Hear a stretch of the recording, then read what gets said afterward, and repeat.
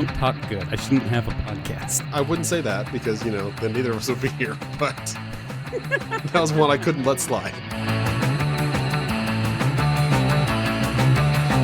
Steve and Jason met while co-hosting one of the first podcasts ever, hundreds of miles away from each other, but bonded through the magic of the internet. Since the end of that podcast in 2023, the geeky guys decided to keep on hanging out and keep podcasting, because still after all these years, Steve and Jason are having a real fun time.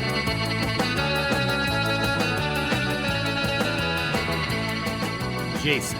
Steve. I want to tell you, you never say anything after that. You're always like, why do you say my name? Hey, I don't say anything. I definitely have never called you Steven. I know. I feel like I'm in trouble. Have I sinned? Getting into uncomfortable territory, please. Take it somewhere else. All right. I want to tell you and all the good people listening about the time I paid $100 to have a stranger wash my hands. I want to hear about that. I'm not going to pay good money for it, but I want to hear it. You're going to pay however much it costs to download one of our episodes. That is absolutely reasonable and fair. Great. Carry on. Me. I'm the one telling the story. All right. So, this will probably take up the next few podcasts where I'm telling stuff, but I've been moving. Part of the moving process is, of course, buying a house. Now, we wanted to move from Seattle back to Utah. Go back, be with family. That's the big goal.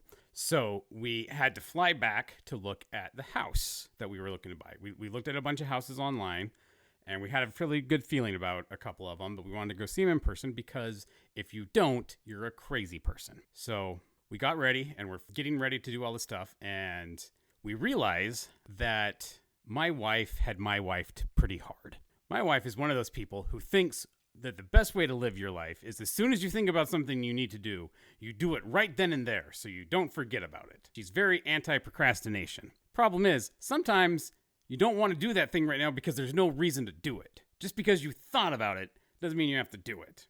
Case in point, a while ago she thought, hey, we should renew our visas so we can go to China next time we want to go to China.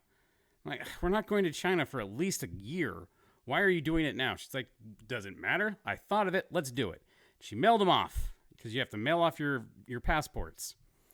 We never got real ID because we always assumed we would fly with our passports. We're like, I don't need to go get another driver's license. I'll just fly with my passport. Can't fly with my passport. My wife did all the way to the Chinese embassy.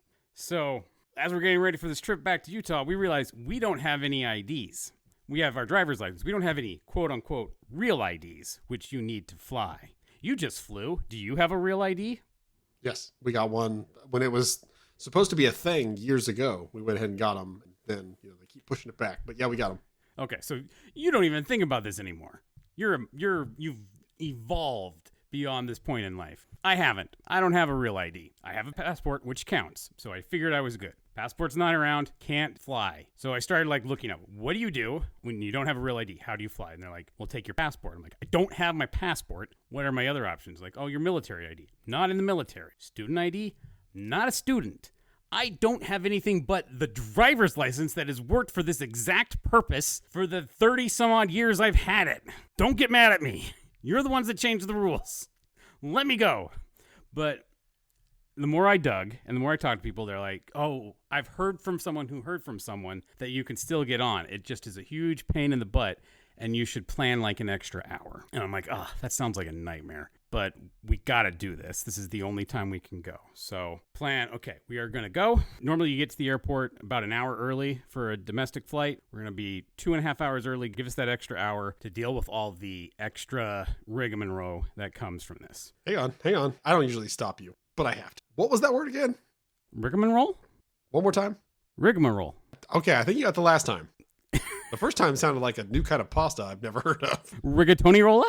Something like that. And the second one was getting there, but wasn't quite there. I think you got the third time. Rigarolos. Okay. Sure. Sorry. Continue.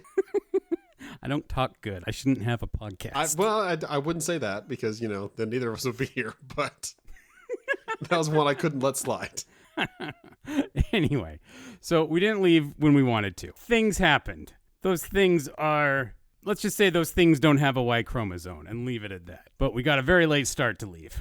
And as we're driving, we're getting closer and closer. Like, we are not going to have the time. We bought parking beforehand off the airport and they had a shuttle, but you have to get there like 15 minutes early. And I forgot another thing. When I was asking people about how to deal with this, they didn't have any advice for how to not have real ID, but they did have the good advice of like TSA now lets you set appointments and say, I will be at the gate at this time, and you can jump to the front of the line. So we had a time that we had to be there. And with that time, assuming like we still had like the hour. So we were freaking out. Time was very limited. Some of us who did have a Y chromosome made a wrong turn somewhere. That's beside the point. All chromosomes are to blame. All chromosomes are bad. Where was I?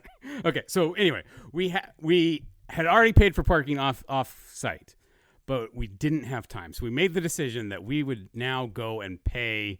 We couldn't get out of that ticket. We would pay an additional parking, $100 for the 3 days we would be there, so that we could make our thing on time. So we are stressed. We are running through the terminal. Finally get to the TSA. We had to be there at 3:15. We made it at 3:14. Go right ahead. We're like, okay, great. So we go wait in a far shorter line. Felt like geniuses. And the whole time we're like just really nervous. Like, we're going to have to prove our identities.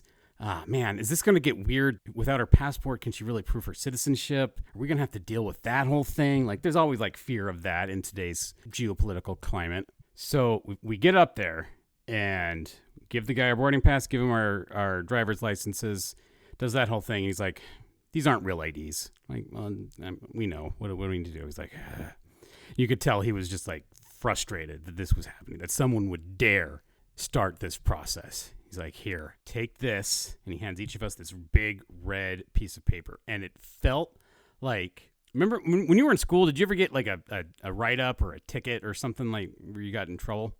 Rarely, but yeah, there was a few times I would get sent to the principal to talk about something. It was almost always about somebody else, I will say. You a narc? No, not intentionally.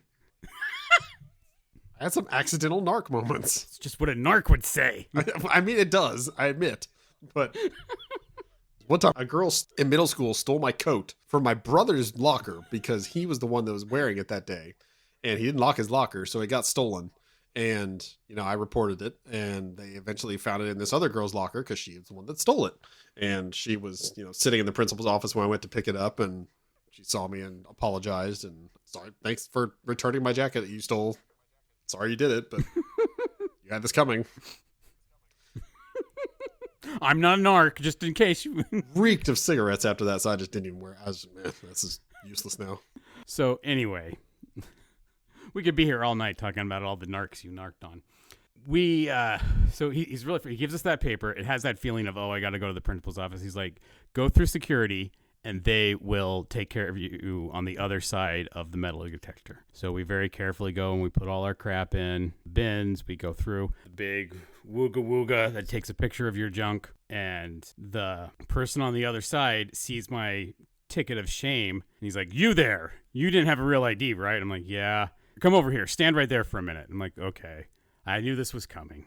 I pictured they're going to take me back in their room because I have accidentally brought bananas into California, and I had to spend like a half hour talking to customs about how I was not a banana smuggler, and it was just my mother-in-law gave me too many bananas, and I was sick of eating bananas, and there was no garbage can between the plane and where I was because I tried to throw away the bananas. So I'm picturing like the nightmare of the scenario that I'm going to have to go through. And he comes back like a minute later. He's like, hold out your hand. I'm like, okay. And I held out my hand. He took a moist towelette, wiped my hand, and said, you're free to go.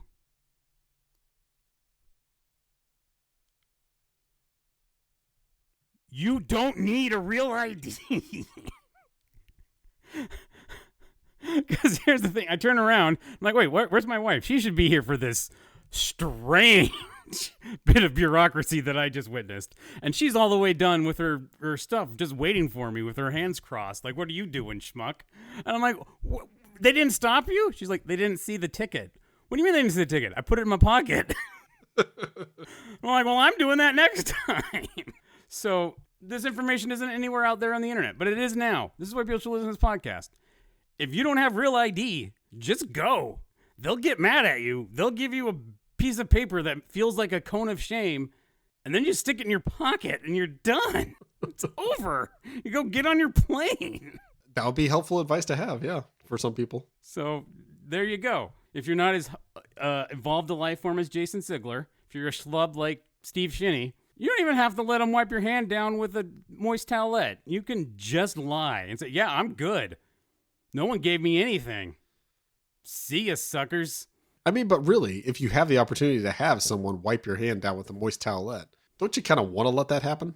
Not for $100, I don't. Well, I mean, I could have gone to my normal place, and I had plenty of. We then just sat at our gate for 2 hours. We didn't bring books. We didn't have anything to do. My wife won't let me listen to podcasts. She wants to talk one sentence every 15 minutes, but gets so belligerent if I have to take my headphones out. It's fun to travel together until it's not. Oh, it's great. I'd much rather travel with her than anybody else. But traveling alone is the best. Yes. The one time I did that, I was like, okay, now I see why some people travel just for the hell of it. This is nice. So, yeah, I know that the entire country's walking around on pins and needles. Our government, we don't know what it's going to do next. It's not representing anyone anymore, but you can just stick what they give you in your pocket and walk along your day. It's good to know. I hate the security checkpoint because it is, especially when you're traveling with family, it is the single most stressful point in the airport to me because it's the time where there's a time crunch. There's other people behind you and they're not getting through until you get through. So it's dependent on you getting through quickly. And that means getting your family through quickly. And, sometimes that just doesn't happen. Or I feel like it's not happening. Again, one of those come outside your body and float up here and check things out. I'm sure I would see that like, oh, we're moving so efficiently. Like, that's amazing. Great job. But going through it, oh my God, and they say like, take the electronics out of the bag if it's bigger than a tablet or something like that. I'm like, well, Switch is basically bigger than a tablet, so I have to take that out. So I take everything out of its individual containers, whatever. I've got all that. I look over there to make sure, okay, yes, my shoes are off, my watch is off, everything's and the guy's like, fine, he's just been doing this for like 2 minutes. Yeah, sorry, I gotta make sure. He's like, just come on, sir. And I come through, and he looks at his little screen. All right, come on, you're good. All that for nothing. And I get over there and my family's there and they're like ready to go and I have no shoes on, all my stuff is outside of bags. And I'm just like, help me put my life back together. Daddy needs help. I lost something. They wouldn't let me bring my water. I'm missing an earbud. I have to go back. So I will say in Chicago, where we flew through, which we fly through there as like a stopover, but we never actually get out there and also go to the airport to begin our journey like we did this past vacation. They have a station or a little machine at the gate, or not, sorry, at the gate, the security checkpoint. That is, if you bring water bottles but you forget to drink it, like I always do. My wife says that before when we get out of like the rental car, like, don't forget, finish your water. You're gonna have to dump it or take it to the bathroom or something. Okay, I'll make sure. And we get there and I have a full water bottle. I'm like, oh crap. I've seen her one time like take the lid off and just chug it, just down it. I'm just like, whoa. That was impressive. Joke. Yeah, that's my woman. Basically, that's what I married. All the other guys are just like stir. He's just like, yeah, she's mine. But in this case, it's a little machine. It looked like a water fountain, but on the top of it, it actually is like has like holes at the top of it. It's like, dump your water bottles here if you forgot to empty them. It's like, that is awesome. Every airport needs one of these. That is of all the banality of the security checkpoint, of all the stress that it gives us, and all the fact, like, it's infuriating because it's never stopped a bomb. Nothing good has ever come from it. No one's ever brought nitroglycerine in a water bottle. That just hasn't happened. Someone would have tried it by now. It's water. If someone's willing to take a prolonged drink of something, it's just water. Let them take it. Yeah, I'm not clever enough to have like an inside compartment where, I drank from this. Oh, but here's the explosive.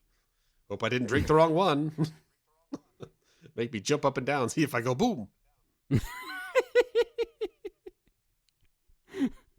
That would be hilarious. That's a like, cartoonish thing to do, but I'll see it happening. Yeah, that's Yeah, and I mean no. they just allowed while we were, I think, on the trip, or maybe right before, is when they started saying, you know, we're not gonna have you take your shoes off anymore. It's like, okay, Yeah, that's now gone. we're talking. That is better. I think I'm convinced the water thing is just so they can sell more on the other side. I don't think it's ever had anything to do with airport security. It was the Hudson presses of the nation got together and like, hey, how can we really stick it to those people? I know, make them buy another water. Not just a water, but a Fiji, which is square, which does not fit in your pocket on your seat. I will get you coming and going. Yeah, everything's a scam. Just look to see who's making money. This is the other thing, people. We may live in a world where we're all walking around on pins and needles, not sure what the government represents us anymore, but look to see who's making money. It ain't us. That's politics with Steve. Steve gets mad about stuff. It's been Steve's InfoWars. Not InfoWars. I'm not I am a conspiracy theorist, but this is everyone thinks TSA is dumb. With all the horrible things people are doing under the guise of ICE right now, there are people who defend them. No one, no matter what your political affiliation is, says, no, I like having my bags taken apart and looked at by people working minimum wage. That's what America was made for. You heard it here first, folks. That was Steve Shinny claiming that TSA is worse than ICE. No, I'm not. I'm saying it's less liked than ICE. Okay. Well. ICE has fans. Okay. I agree. ICE is worse. What they're doing, like, they should be ashamed of themselves, and I hope they get a UTI. But at least someone's cheering for them. Like, they can say, like, hey, you know, Steve and Jason don't like me, but this other podcast, they love me. No one loves the TSA. Everyone thinks they're dumb. All they do is wash your hands. It's stupid.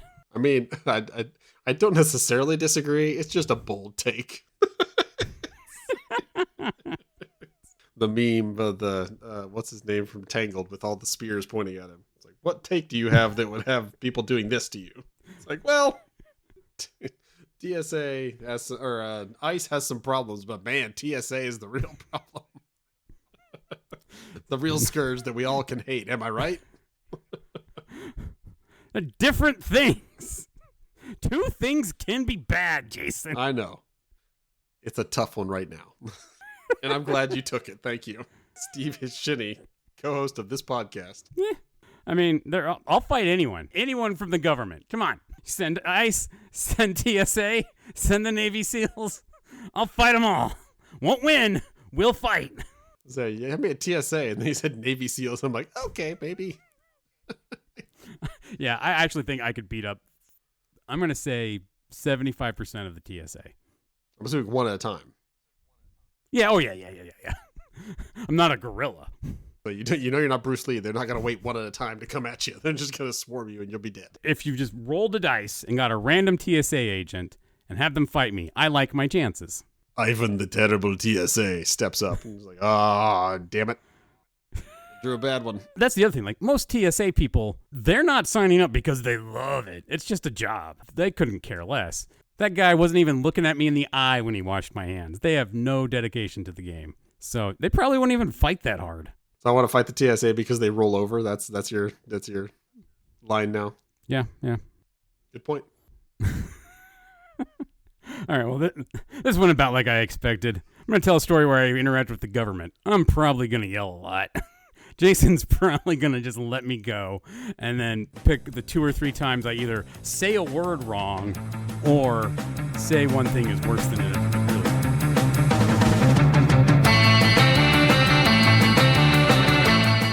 Thank you for joining us for this episode of Steve and Jason Are Having a Real Fun Time. We hope you had a real fun time too.